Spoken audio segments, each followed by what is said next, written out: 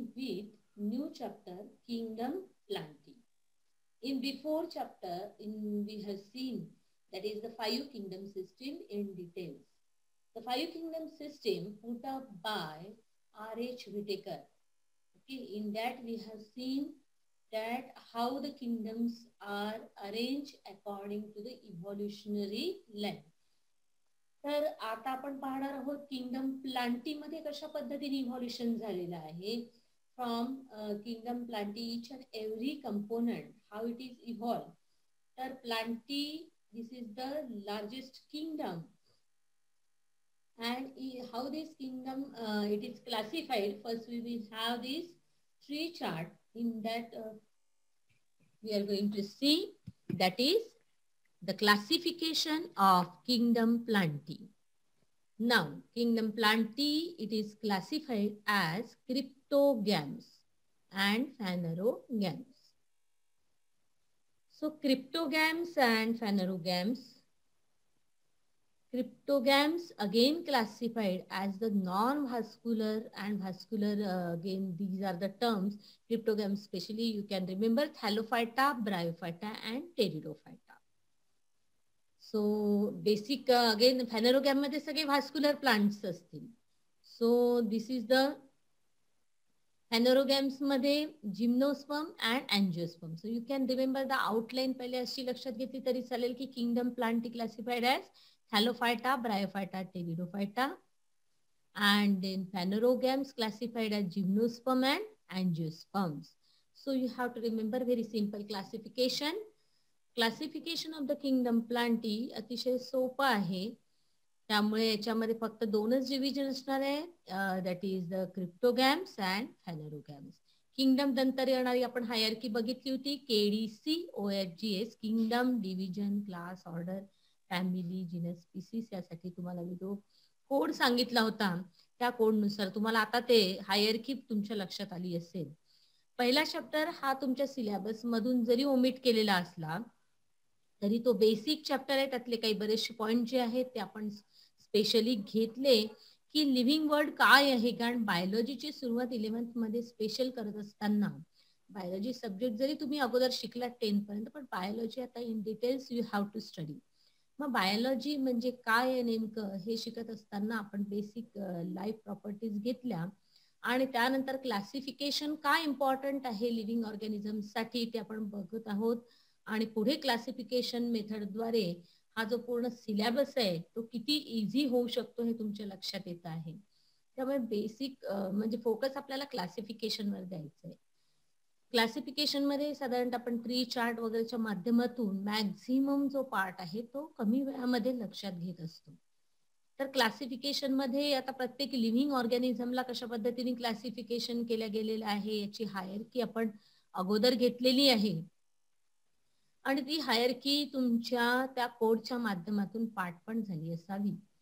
आता ती जी हायरार्की आता आपण स्पेशल किंगडम आता एक एक स्टडी करतोय. किंगडम प्लांटी त्यानंतर पुन्हा किंगडम ॲनिमलिया. आता या प्लांटी मध्ये पहिला किंगडम जर प्लांटी आहे त्याच्यानंतर जे क्लासिफिकेशन आहे याला आपण म्हणणार डिव्हिजन. मग याचे जे डिव्हिजन आहे ते आहे क्रिप्टोगॅम्स अँड पॅनरोगॅमी.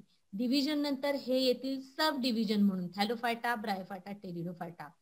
तर मग थॅलोफायटामध्ये अजून पर्टिक्युलर कॅटेगरी येते ज्याला की म्हणतो आपण अलगी. मग ते अलगी झाला क्लास. म्हणजे किंगडम, डिव्हिजन, सब डिव्हिजन आणि थॅलोफायटाच्या अंडर अजून येतो अलगी कॅटेगरी त्याला आपण म्हणणार क्लास. तर अशा पद्धतीने क्लासिफिकेशनची ही हायरार्की असते की जसं मागे समजून सांगितलं होतं तुम्हाला या पद्धतीने की कुठले लिव्हिंग ऑर्गॅनिझमला कशा पद्धतीने क्लासिफाय केलं जातं. हायर टू लोअर और लोअर टू हायर. तर या पद्धतीने त्याची अरेंजमेंट जी आहे ती झाली हायरार्की. आता किंगडम प्लांटीला आपण बेसिकली लक्षात घेतलं की लोअर प्लांट जे असतात त्याला म्हटलं गेलं आहे क्रिप्टोगॅम, तर हायर प्लांट्सला म्हटलं गेलेलं आहे फॅनरोगॅम्स. त्यानंतर क्रिप्टोगॅमचे हे 3 प्रकार आहे. याचे कोड तुम्ही लक्षात घेऊ शकता. TBP, Thallophyta, Bryophyta, Pteridophyta. इथे पी जो आहे तो सायलेंट आहे. प्रोनाउन्सिएशन मध्ये हे लक्षात घ्यायचं आहे की पी सायलेंट आहे त्यामुळे इथे टेरिडोफायटा. तर हे 3 जे आहे ते सबडिव्हिजन थॅलोफायटा, ब्रायोफायटा, टेरिडोफायटा या क्रिप्टोगॅमच्या अंडर. म्हणजे लोअर प्लांट पासून इव्हॉल्युशन कशी कशी होत आहे हे इथे आपल्याला बघायचंच आहे. त्यानंतर फॅनरोग्राम म्हणजे हायर प्लांट्स आहे, जे हायर प्लांट म्हणजे जिम्नोस्पर्म, अँजिओस्पर्म हे सगळे फ्लावरिंग प्लांट्स आहेत.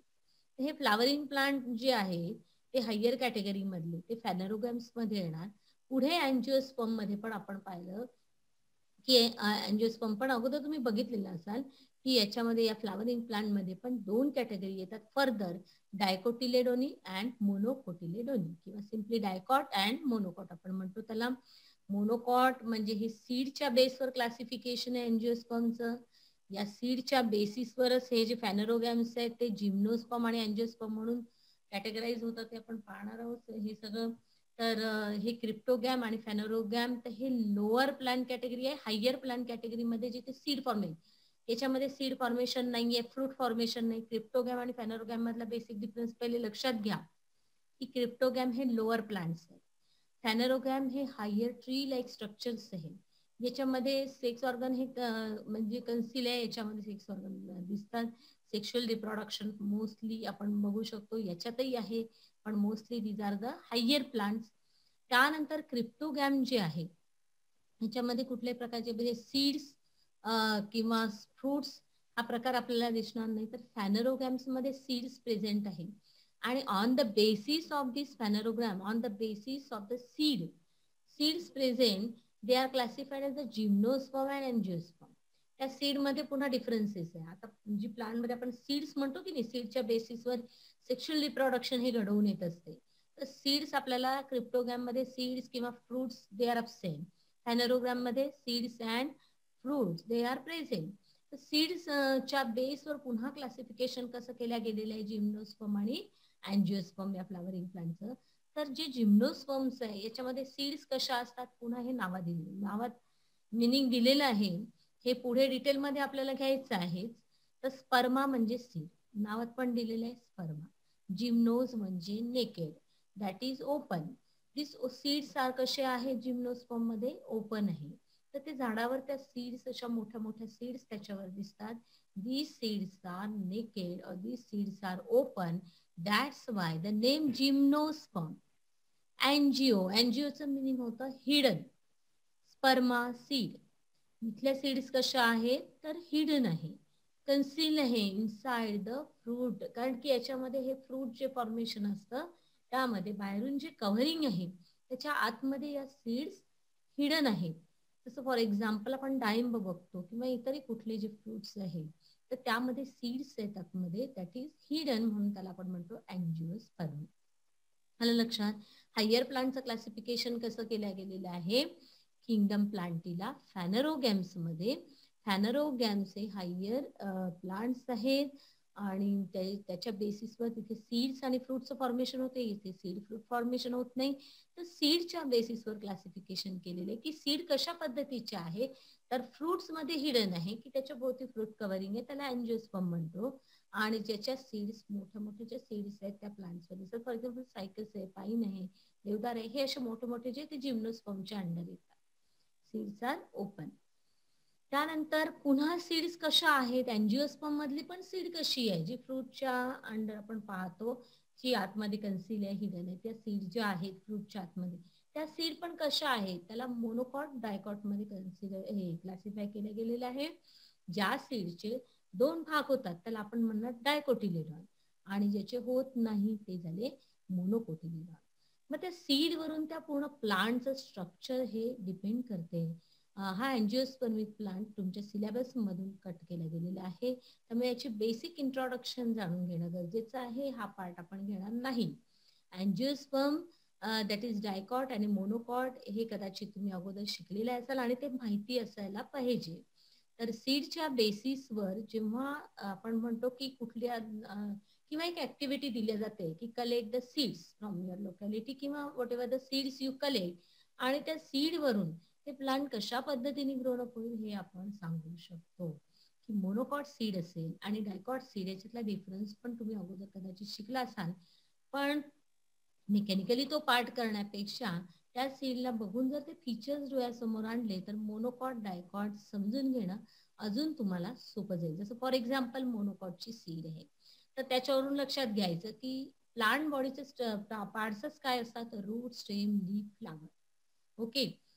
प्लांट बॉडीमध्ये खूप काही डिस्क्रिप्शन द्यायची गरजच नाहीये. त्याच्यामध्ये काय आहे तर दॅट इज सिम्पली रूट पासून खालून धरलं तर root, stem, that is the leaf, flower. Okay, that is only the part. मग सीड कशी आहे तर मोनोकॉट, ज्याचे दोन भाग होत नाहीये, ती मोनोकॉट सीड आहे. मग याचं स्टेम कसं असतं, वीक असतं. ठीक आहे. त्याच्यानंतर याचं जे लीफ आहे त्या पर्टिक्युलरली वेगळे असतात, त्याच्यामध्ये असं पॅरलल व्हेनेशन असतं लीफ मध्ये.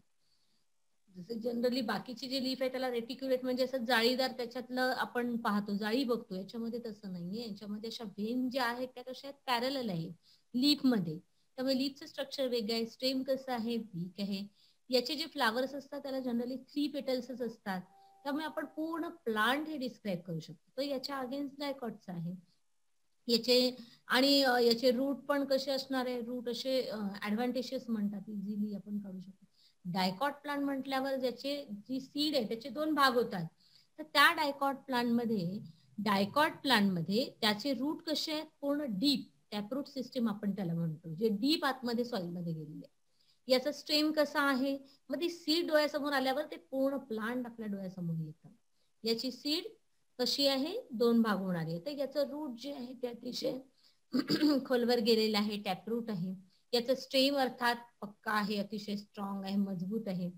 त्यानंतर याचे जे लीफ असतात या प्लांटचे, त्याच्यामध्ये जर पाहिलं तर तुम्हाला रेटिक्युलेट व्हेनेशन दिसेल. पूर्ण वेन्स आहे, जसं पानाचं स्ट्रक्चर आपण आतमधलं काढतो तशा टाईपचं लीफचं व्हेनेशन आहे, रेटिक्युलेट ज्याला आपण म्हणतो.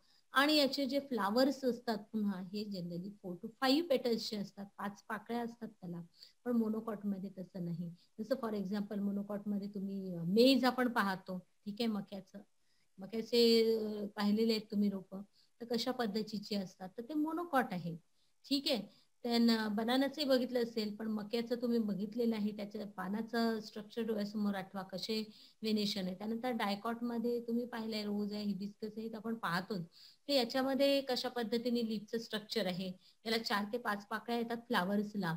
तर easily you can means keep the pictures तुमच्या समोर in front of us on the basis of the seed. Seed वरून तुम्ही पूर्ण प्लांट कशा पद्धतीने असू शकतं हे तुम्ही इमॅजिन करू शकता. त्यासाठी तो चार्ट पाठ करण्यापेक्षा या पद्धतीने जर तुम्ही लक्षात घेतलं, हा this is the dicot seed and this is the monocot seed. Dicot seed असलेलं प्लांट अशा पद्धतीने त्याचं स्ट्रक्चरल फीचर्स असणार आहे. मोनोकॉट असलेल्या सीडचे हे स्ट्रक्चरल फीचर्स असणार आहे. एकदा जर त्या व्हिज्युअली आणि प्रॅक्टिकली हे लक्षात घेतल्यानंतर हे डायकॉट आणि मोनोकॉट मधला डिफरन्स लिहिणं पण तुम्हाला अतिशय सोपं आहे. तर हे झाले अँजिओस्पर्म. ठीक आहे. तर overall it is this is the sub kingdom, this is main kingdom. तर किंवा याला डिव्हिजनही म्हणू शकतो आणि याला क्लास म्हणू शकतो, डायकॉट, मोनोकॉट. ते डिपेंड करते किती डीपली तुम्ही क्लासिफाय करता. तर फॅनेरोगॅमला आपण बघितलं की phanerogam higher category on the basis of seed, whether it is open or whether it is hidden. Then seed कशा पद्धतीने आहे त्याचं कोटिलेडॉन, तर दॅट इज समजा डायकॉट आहे की मोनोकॉट आहे.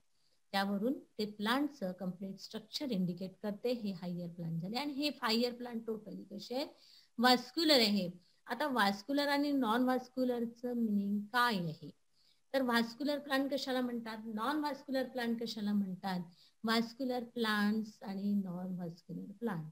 आता तुम्हाला माहिती आहे प्लांट्स मध्ये, म्हणजे हा एक वर्ड लक्षात घेऊन घ्या. बेसिक आउटलाईन तुम्हाला सांगते मी, या पद्धतीने लक्षात घ्यायची. Cryptogam, phanerogam, cryptogam, thallophyta, Bryophyta, pteridophyta, phanerogam, gymnosperm, angiosperm. आता जिम्नोस्पर्म, अँजिओस्पर्म कसे आहेत, वास्क्युलर प्लांट्स आहेत. इथे पण क्रिप्टोगॅमी मध्ये एकच कॅटेगरी ही वास्क्युलर आहे, ती म्हणजे टेरिडोफायटा. कारण हा इव्हॉल्युशनरी सिक्वेन्स कसा आहे हे सगळं आपण इव्हॉल्युशन घेणार आहे. टेरिडोफायटा आणि क्रिप्टोगॅम मध्ये हे जे दोन कॅटेगरी आहेत ती नॉन वास्क्युलर प्लांट्स आहेत. आता इथून परत सुरुवात केली आपण. समजा क्रिप्टोगॅमचे फीचर्स तुमच्या लक्षात आलेले आहे. These are non flowering plant, त्यामुळे त्याच्यामध्ये सीड्स नाहीये, फ्रुट्स नाहीये, sex organs are hidden. Then अशा पद्धतीचे हे लोअर कॅटेगरीचे जे प्लांट्स आहे त्याच्यामध्ये थॅलोफायटा, ब्रायोफायटा, टेरिडोफायटा. आता थॅलोफायटा नावातच दिले, फायटा म्हणजे प्लांट्स, फायटा. ठीक आहे, तर थॅलोफायटा, ब्रायोफायटा, टेरिडोफायटा, याच्यामध्ये ही जी स्टार्टिंग कॅटेगरी आहे थॅलोफायटा, याच्यामध्ये स्पेशल तुमच्या ओळखीचे एक्झाम्पल्स आपण एकदा लक्षात घेऊ. यामध्ये कोणती कॅटेगरी येणार आहे? थॅलोफायटा लोअर प्लांट आहे, म्हणजे लोअर प्लांटची सुरुवात कुठून होते? Category algae, class algae. Algae हा एक क्लास आहे. ठीक आहे, तर अल्गी या क्लासच्या अंडर जेवढेही ऑर्गॅनिझम्स आहे, स्पायरोगायरा आहे वगैरे, म्हणजे सो मेनी जे अल्गल मटेरियल आहे, डायटम आहे, whatever things are there in the algae, ते सगळे थॅलोफायटामध्ये येणार. आता थॅलोफायटामध्ये अल्गीचं पण क्लासिफिकेशन, अल्गीचे परत क्लासिफिकेशन आपण पुढे पाहणार आहोत. जेव्हा 1 बाय 1 आपण थॅलोफायटा घेऊ पुढे, तेव्हा अजून त्याच्यामध्ये बघू. थॅलोफायटा आपण काय म्हटलंय की kingdom plantae, sub kingdom cryptogamae, division thallophyta, आणि याच्या अंडर जो क्लास येतो तो म्हणजे क्लास अल्गी. ठीक आहे, तर अल्गी ही कॅटेगरी याच्यामध्ये येते. अल्गी म्हटल्यावर तुम्हाला डोळ्यासमोर येतं ते शेवाळ, जे की टोटली ॲक्वॅटिक आहे, जे की टोटली पाण्यामध्येच राहतं. त्यामुळे सगळ्या बाजूनी वॉटर त्याच्या बॉडीमध्ये एंटर होणार, ऍब्झॉर्ब होणार. तिथे कुठल्याही प्रकारच्या सर्क्युलेटिंग सिस्टीमची गरज नाही. त्यामुळे त्याला जर सर्क्युलेटिंग सिस्टीमची गरज नाही तर तिथे म्हणून त्याला म्हटलं गेलेलं आहे नॉन व्हास्क्युलर प्लांट. आता सर्क्युलेटिंग सिस्टीम म्हणजे काय? तर झायलेम अँड फ्लोएम. इथे कंडक्टिंग टिश्यूज कोणते असतात? वॉटर आणि फूड. कशाचं कंडक्शन करावं लागतं? इथे ब्लड वगैरे प्रकार नाहीये, त्यामुळे वॉटर हे सर्क्युलेटिंग फ्लुइड आहे याच्यामध्ये, ट्रान्सपोर्टेशनचं. जसं इकडे आपण ॲनिमलमध्ये ट्रान्सपोर्टेशन पाहतो ब्लड, तर त्याच्यासाठी जसं that is the conducting systems आहे, तशाच पद्धतीने प्लांट्स मध्ये सुद्धा कंडक्टिंग सिस्टीम आहे, ज्या कंडक्टिंग टिश्यूजला आपण म्हणतो झायलेम अँड फ्लोएम. झायलेमचा रोल काय असतो की वॉटर कंडक्ट करते, आणि फ्लोएम हे फूड कंडक्शनचं काम करत असते. मग आता थॅलोफायटामध्ये आपण काय पाहिलं की अल्गी आहे, शेवाळ, जिथे जिथे पाणी असेल, जिथे जिथे थोडंसं सनलाईट असेल, त्या ठिकाणी अल्गी किती फास्टली ग्रोनअप होते आपण पाहतो. So these algae do not have the xylem and phloem, कारण ते इतकं सेल्युलर स्ट्रक्चर आहे. आता सुरुवात कुठे झालेली आहे प्लांटची? कुठल्या युनिसेल्युलर ऑर्गॅनिझम पासून. आता हे सगळे मायक्रोस्कोपिक आहे, युनिसेल्युलर आहे, त्यामुळे त्याला कंडक्शन टिश्यूची गरजच नाहीये, आणि म्हणून त्याला आपण म्हणतो नॉन व्हास्क्युलर प्लांट. मग हे ही जी सुरुवात आहे ती सिंगल सेल पासून आहे. अल्गी कॅटेगरी ही सिंगल सेल आहे, युनिसेल्युलर आहे, ती प्रोटिस्टामध्ये आपण पाहिलं. ठीक आहे, तर युनिसेल्युलर कॅटेगरी जी आहे ती युनिसेल्युलर कॅटेगरी पासून इव्हॉल्युशन होत होत गेली. म्हणजे याच्यामध्ये बॉडी कशी आहे तर थॅलॉइड आहे. थॅलोफायटा बॉडी इज, थॅलोफायटाचं पहिलं फीचर लक्षात घेतलं तर बॉडी इज थॅलॉइड. थॅलॉइड म्हणजे तिथे कुठल्याही प्रकारचं रूट, स्टेम, लीफ, आपण प्लांटचे पार्ट्स काय म्हणतो की रूट, स्टेम अँड लीफ. पण थॅलोफायटामध्ये अल्गीकडे जर बघितलं जाल तर अल्गीमध्ये आपल्याला दिसतं का रूट, स्टेम, लीफ? त्याचं जे स्ट्रक्चर मायक्रोस्कोप खाली आहे त्यामध्येही कुठल्याही प्रकारचं असं स्ट्रक्चरल पार्ट दिसत नाही, रूट, स्टेम, लीफ.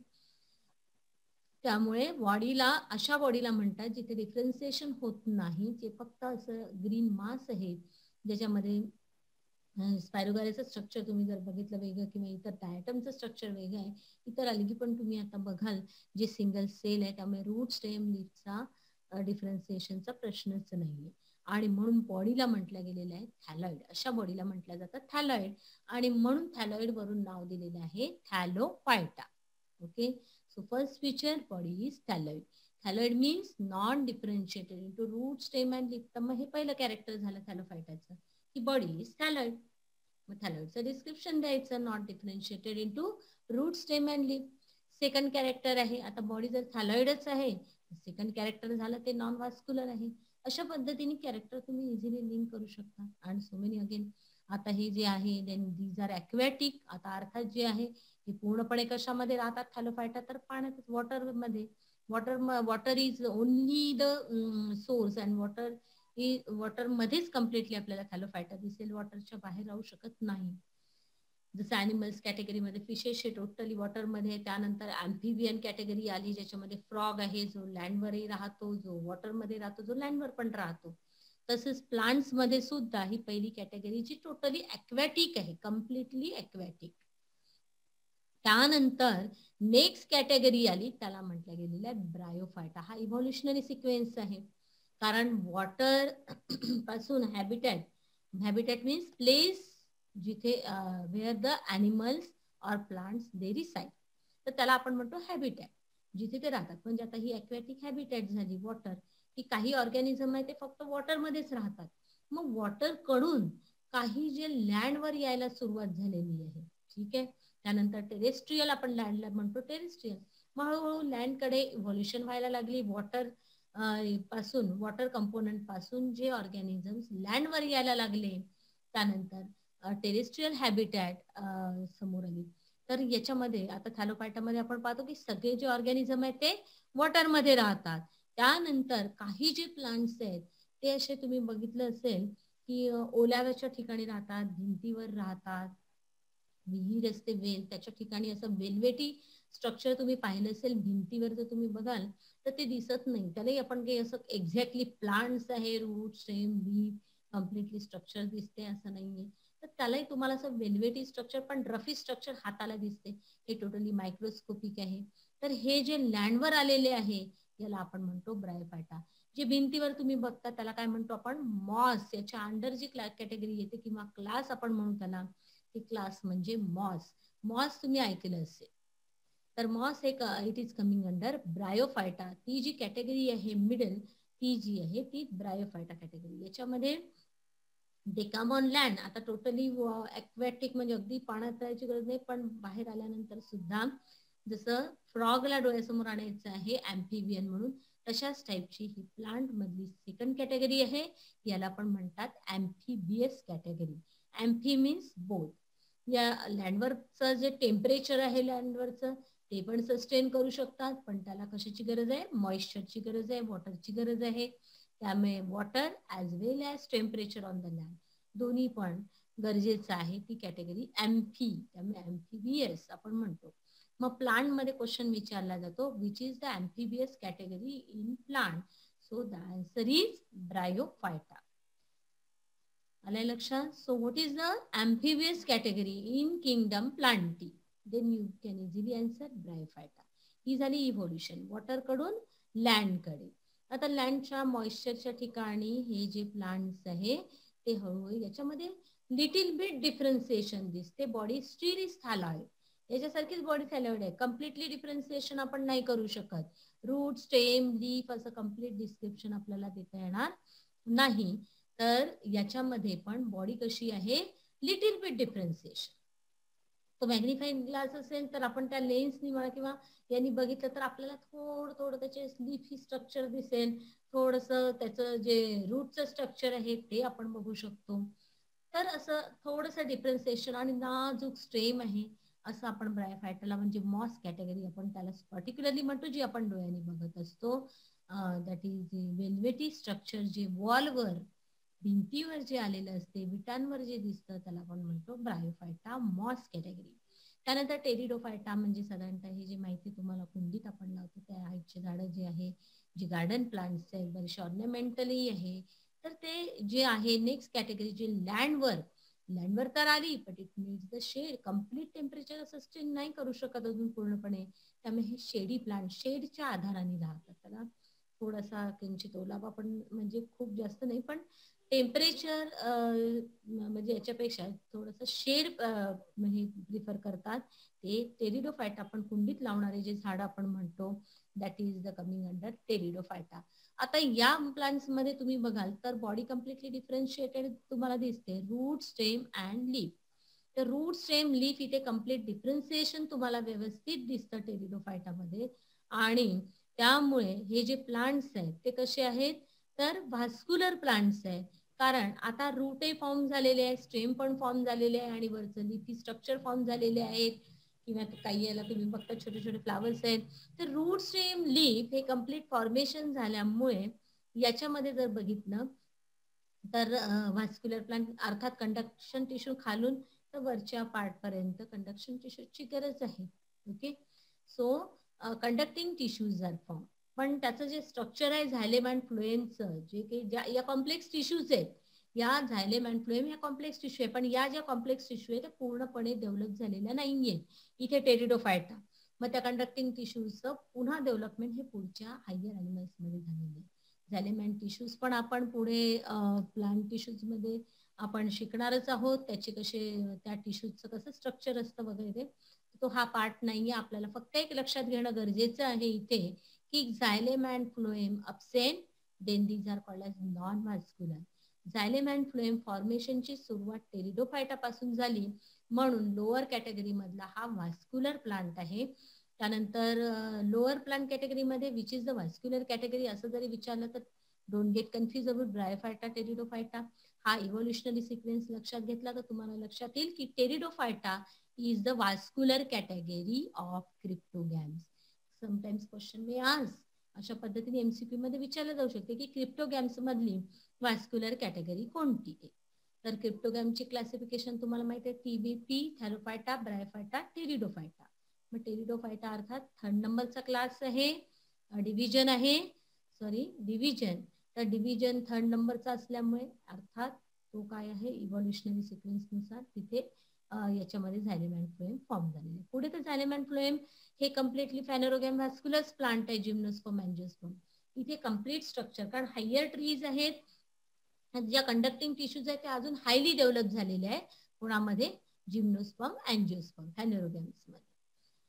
तर this is the simpler outline, very simpler outline of the classification of the kingdom plantae ही आपण पाहिली. क्रिप्टोगॅम अँड फॅनोरगॅम ही basic outline with features I have explain today.